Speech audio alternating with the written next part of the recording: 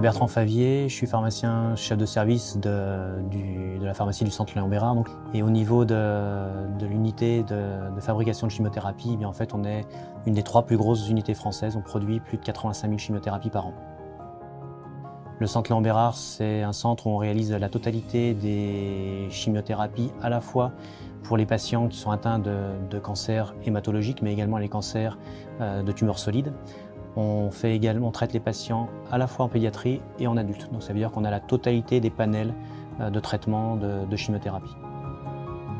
Au niveau du département de pharmacie, on a différents axes de recherche et un des axes principaux, c'est la recherche au niveau de la contamination des manipulateurs.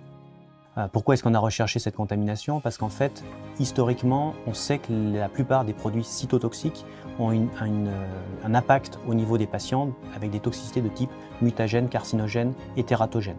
Donc c'était légitime de se poser la question pour les gens qui manipulent ces produits de chimiothérapie.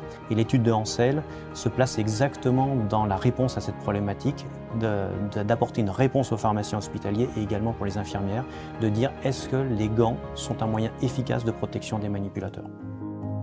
L'étude proposée par Hansel a un intérêt majeur par rapport à ce que représentent les normes à l'heure actuelle, soit les normes européennes ou les normes américaines, puisqu'en fait toutes les normes utilisent une évaluation à partir de tests statiques, à partir de cellules de perméation. Hansel a fait le choix de faire une évaluation de la perméation de ses gants par rapport à une étude dynamique, et en plus d'être dynamique, elle se rapproche des conditions réelles d'utilisation des gants des manipulateurs, c'est-à-dire que la température est prise en compte, considère à l'opposé de ce qui se passe pour les normes, où on est à des températures ambiantes. Là, on est situé à des températures, soit de la température corporelle, soit des températures que l'on rencontre lors des chips.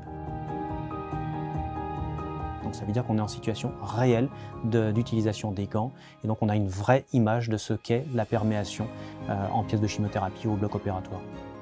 Pour moi, pharmacien responsable de l'unité de production des chimiothérapies, c'est évident qu'il faut que j'expose mon personnel à un niveau le plus bas possible. Et l'étude Hansel, en cela, me permet de faire des choix.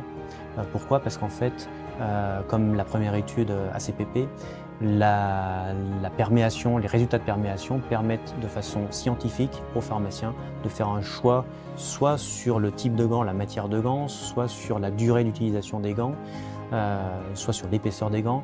L'étude Hansel permet également de valider ou de mettre en place, ça dépend en fait du type d'établissement dans lequel on se situe, notamment le double gantage qui est indispensable pour moi lorsque l'on manipule des produits dangereux dont les chimiothérapies, le changement des gants très régulièrement, c'est-à-dire entre toutes les 15-30 minutes maximum, afin d'assurer encore une fois la sécurité optimale de nos manipulateurs.